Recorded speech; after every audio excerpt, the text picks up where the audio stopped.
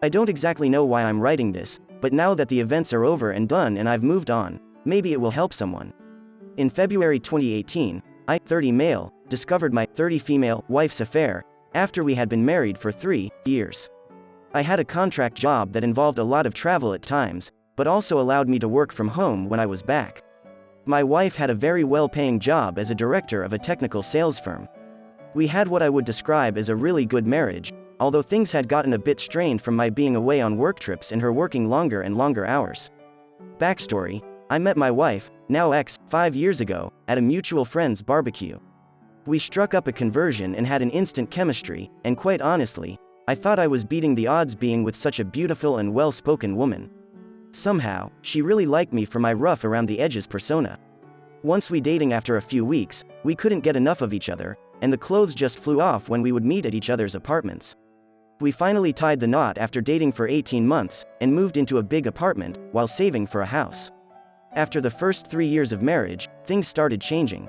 I still was crazy about her, but I noticed she would start arguments about little things, and she would get angry when I would bring up all the late hours in the work outings that had been more and more frequent. She would say it's part of paying the dues, since she had been climbing the corporate ladder, or at least that was her excuse. She told me I had no right to question her, since I was gone for weeks at a time myself. I had told her I could certainly manage reducing my travel hours and had actually only been going on trips maybe 3 to 4 days, every 5 weeks or so. These arguments were very circular, and never had a resolution. As I looked back, I had no idea my wife was in the midst of an affair. I would have never suspected a thing, except for her continued late work hours and our dwindling sex life. I just attributed this to her being tired from work. However, my ego had taken a beating from being turned down frequently when trying to initiate sex. I didn't see the secretive texting that I read about, but then again, she had a company cell phone, and she could have been using it, since she spent a lot of time in our spare bedroom that she would use as a home office. It was around September of 2017 when Kathy started coming home after work, and then head off to a work engagement for the evening. This went from 1 evening a week to more than 3 evenings a week. I'm not that jealous by nature, but there is no way she would go unnoticed, and I know she would have to fend off some of the men at her office. She only seemed to be interested in work, but she was working with more male executives than female. My first suspicion of her cheating occurred a month before D-Day. She had stopped off at the store before coming home. She asked me to help with the groceries. While I was grabbing a couple bags from the back seat of her car, I noticed something pink glinting from just underneath the front passenger's seat. It was one of my wife's bras. I recognize it as hers, since she liked the ones from a particular apparel store. In retrospect, I now realize the reason for the red flag with the bra. When she gets in the mood, she always takes off her bra first, from underneath her clothes. I don't know exactly why, but I instantly just had a sinking feeling in my gut when I saw this. I could not rationalize what her bra was doing under the seat. I just left it there under the seat. It almost made me sick, and my heart must have been racing like crazy, because when I returned to the kitchen with the bags, Kathy asked if I was okay, and that I looked like I had seen a ghost. I just brushed her comment off. I tried my best not to look angry or betrayed, but it took all I had to do to hide my feelings. That evening and the next, I decided to see if I could find out if she was involved with someone or not. I started thinking about all the clues I was missing. I had no proof except for the bra incident. We live in a fairly large city and her work is in a downtown office building. I kind of took my focus off of the affair idea for a bit and decided maybe I should give her more attention. One Friday after work, I made a nice dinner, set up the dining table with nice plates, silverware, and candles. I bought a nice bottle of wine, and a bouquet of roses. She came breezing in after work as usual. I pointed out the dinner and everything I had prepared. She gave me a sad smile and told me she was sorry, but she had plans to meet up with her coworkers tonight at a local hangout. She said she could grab a quick bite with me before she left, but had to jump in the shower first. I think my insides flipped on me and I became completely speechless. I won't tell you what kind of rage I was feeling at that point, but I had finally had enough. While she was in the shower, I grabbed my company cell phone and planted it in her back seat. I had been thinking of this lately as a way I could track her location with my personal phone. I went in and dumped the meal in the trash along with the flowers. She came back after her shower dressed up and looking great as usual. She said, "Okay, let's eat." I told her never mind, go out with your friends. She looked at me strangely and asked if I was mad. I said I'm disappointed by you never wanting to do anything together. She became angry and told me to quit acting like a child and that something snarky about having a short fuse. I stood there, letting all this sink in and said, "Foolish me, I thought you'd like to spend the evening together, for once." She just smirked at me and left in a huff. I took out my other phone and started tracking my work phone. I saw her stop about 20 minutes away at the bar that she frequents with her work buddies. I decided to head out and locate her car. Sure enough, there it was in the parking lot of the bar. I sat across the street in my car waiting to see if I could see her. I felt so unlike myself, like a stalker. But I rationalized I needed to at least satisfy my anxiety about her whereabouts. About an hour after I arrived, I see her coming out of the bar with a man. He looks like one of the execs I've seen from her work. He grabs her and pulls her close and kisses her. My stomach went into knots. My body went completely numb. They head over to another car and get in together. I do my best to follow them as the car pulls out. They travel about 10 minutes away to, you guessed it, a hotel. I pulled over on the street next to the hotel. I watch as they get out and head hand in hand into the hotel. I've seen enough. I'm an idiot. I start banging my fist on the steering wheel. That's it. Something inside me went completely blank, and I'm not sure if I blacked out or had an out-of-body experience. When I recovered myself, I decided I needed a drink. Now, this is when my life took a new direction that I would have never guessed. I just started driving out of town, just reliving everything I had just witnessed, and I hate to say, crying with rage. I headed towards the outskirts of town, about 30 miles. I found a nice little bar and pull in. I find a seat at the bar and order a drink. I must have looked like death warmed over, because the bartender, female, mentioned that I look like someone took the wind out of my sails. I half smiled and said you could say that. A guy takes a stool next to me and starts up a conversation. I'm not in much of a mood to talk, but something about this guy just made me feel comfortable. We start talking, and after a while, the subject of my wife cheating just tumbles out of my mind. How I just want to leave her and forget her. He looks at me and slaps me on the back. He says, "Buddy, you are not alone there. Happened to me a few years ago. I believe that sometimes, these things happen for a reason. And let me tell you, your life can now change either for the better, or the worse, it's entirely up to you at this point." Something about him saying this really shook me out of my glum mood. I mean, I know I'm hurting, but I have always been able to see things logically, and he is so right. Now we will introduce each other. His name is Ray. He is kind of a country guy but is just the sort of salt of the earth type that I really respect. He asks me when I'm going to move out. I guess it never occurred to me to even think that far ahead.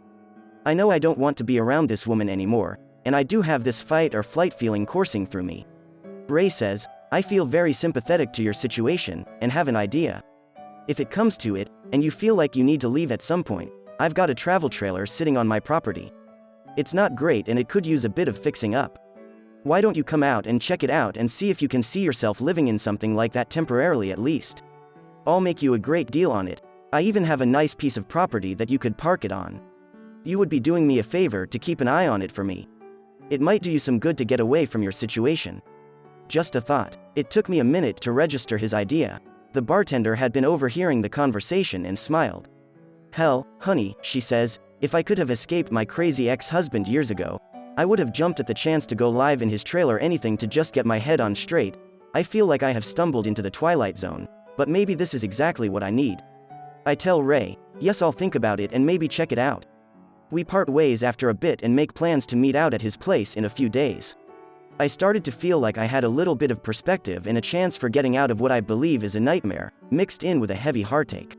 One thing is for certain, there is no way I'll ever want to be with my wife again. Cheating is such a vile thing to me and has always been the one thing that I believe I would never tolerate. I got home after Kathy that night and sat on the couch. Kathy came out and asked me where I'd been. I turned to her and asked her where she had been. She says, "You know I went to grab drinks." I asked her point blank, "Are you having an affair?" She looks a little startled but regains her composure and says, "No, why would you ask me that?"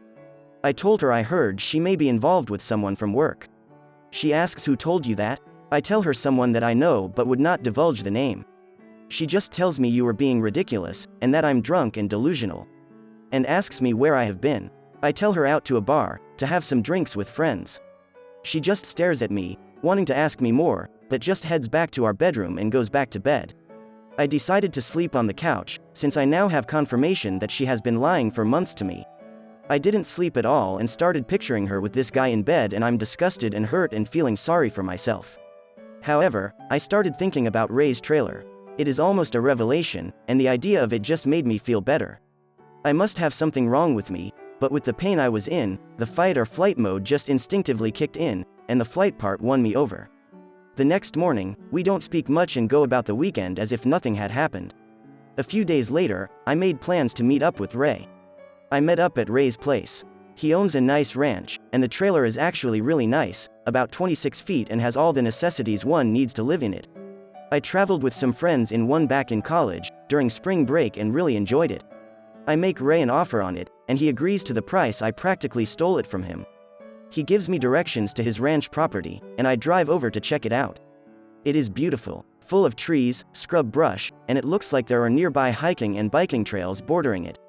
It's near the foothills of some mountains, and Ray has a small shack on a hill overlooking the property, with water and electricity for the trailer available.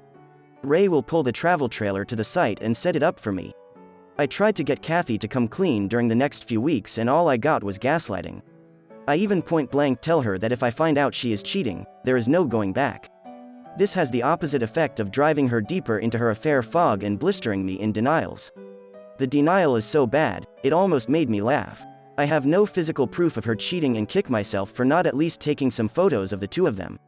As I go through this mental agony, I come to the conclusion that I want to get out of this marriage. Rather than let Kathy know how I feel about things now, I just start making plans. I started stealthily taking my belongings out of the apartment while she was at work and moving them over to the trailer. This at least makes me feel like I'm taking action. I did notice a change in Kathy during this time and has been acting nicely around me. But in my mind, too little, too late. As she continued her little company outings after work, I decided I too needed a break. In fact, as she was heading out for the evening, I also got dressed around the same time. She looked at me and asked where I was going. I just said I was meeting up with some friends. She started to ask, and I just told her she didn't know them, and she wouldn't enjoy all the shop talk. This is exactly what she would tell me when I asked if I could join her at one of her office outings. She kind of had a hurt look on her face and says, "Okay, have a nice time." I said I definitely would. Between working on the trailer and meeting up with Ray at the bar, I have started to make more friends. In fact, it has led to some fun times with a great group of Ray's friends and family. And in case anyone asks, I decided I would moderate my drinking, so I don't develop any bad habits. It would be so easy to drown myself in pity. About this time frame, Kathy tells me she has to go on a trip for work the following week. I ask her who is all going, and she tells me the executive team and some department heads. I just look at her and tell her I hope she has a really great time with her boyfriend. I kind of wish I hadn't said that. It started a lot of arguing back and forth. In a lot of ways, I wish I knew more about her AP, but as Ray put it to me, in the long run, it doesn't matter who the other guy is, it only matters that she decided to step out on you. She burned down the marriage, she can own it, or deny it, but facts are facts, brother. Damn, Ray should write this stuff down and publish it for the betrayed. Her work trip provided me with the opportunity to move the rest of my stuff out completely, so after Kathy left for her trip, I gathered everything I had left of any value, and put it in my vehicle. I'm not taking any furniture or the like, so it's just clothes and work computers and equipment. Before I left, I had written a note that I was going to leave for her, but after rereading it, I decided I would just make it simple. I grabbed a piece of paper and wrote I hope it was worth it. I placed my wedding ring on top of the note sitting on the kitchen table. I felt a huge weight come off of me. I felt free, no more hiding the truth. I know I will have some baggage to deal with, and some hurt to get over, but I have time to heal now. I just need some space, and need to get her out of my life, as quietly and quickly as possible. I'm not proud that I never confronted her more or pulled a confession out of her. I never got to yell and scream and curse her after confessing. I had come to the conclusion in my mind that she didn't deserve me. She disrespected everything we had. Our future plans are history. We were saving for a house and a future family. All of that is gone now. No going back. I don't owe her a damn thing. She can deal with the fallout. Aftermath. I didn't have an agenda at all. I didn't contact a lawyer or anything. I just wanted to get some clarity. I really enjoyed my new trailer, and the mountainous air was exactly what I needed. In the following week, I took up running again, and it felt great to be alive. I never answered any of Kathy's texts while she was away. There wasn't much to respond to. They were just highlights, like, "We just landed," "We are having a team dinner," etc. She did send a few "Where are yous," and "Let me hear from you," etc. The day she returned home, my phone blew up. She texted me incessantly and tried calling me constantly. After the first day, her mother tried calling me. There's only my dad left on my family side, and we aren't close, so she didn't try to get him involved. After the first few crying messages, I never bothered to listen to the rest of her voicemails. Her texts consisted of, "What is this? We need to talk. I don't know what you think you know, but there is nothing going on. I'm not involved with anyone. I'm not having an affair." After a week of not responding, she finally left me a text saying, "I'm sorry, things got out of hand. I was involved with someone at work, but it meant nothing. I got caught up in my work and you were gone a lot, and I just made a mistake. I was going to end it, a mistake?" This was the confession I had been seeking all along. For some reason, it just made me dislike her even more. Why couldn't she be honest? This wasn't the woman I had dreamed of building a future together. And mistakes don't last for 6 to 8 months or a year. At one point, her pleading for me to come back and work on the marriage became pathetic. She quit bothering me for a couple weeks. I still refused to answer her. I did not want her to pry anything out of me where I was living. I did not want this woman ruining my sanctuary. Then one day, she started sending me angry texts like, "You are a coward. You won't talk to me. You don't care about us. Please come home so we can talk. Where are you? I can come to you. Damn it, Paul, please, let's talk and fix things." I don't remember all the messages, but they all seem to be excuses and very little in the way of apologies. I let it all go in one ear and out the other. I finally changed my cell phone number. Update. Kathy sent me an email telling me she had retained a lawyer and was filing for divorce. I sent her a reply that said, "Okay, sounds good." This resulted in a flurry of emails demanding I come see her, and so forth. She realized this wouldn't get her anywhere, and after a while, she just wrote that if I agreed to an uncontested divorce, she wouldn't bother me anymore. I agreed, and several months later, finally, I was truly a free man. I never had to see her after I left our apartment. No closure for either of us, but it seemed like that was more important to her than to me. For a few months, I did think of her sometimes, and yes, the pain would appear out of nowhere, like if I heard a song come on the radio that we used to listen to, etc., but eventually, I just stopped thinking about her. I will not leave any additional comments to this story, as tomorrow will be the second part of it.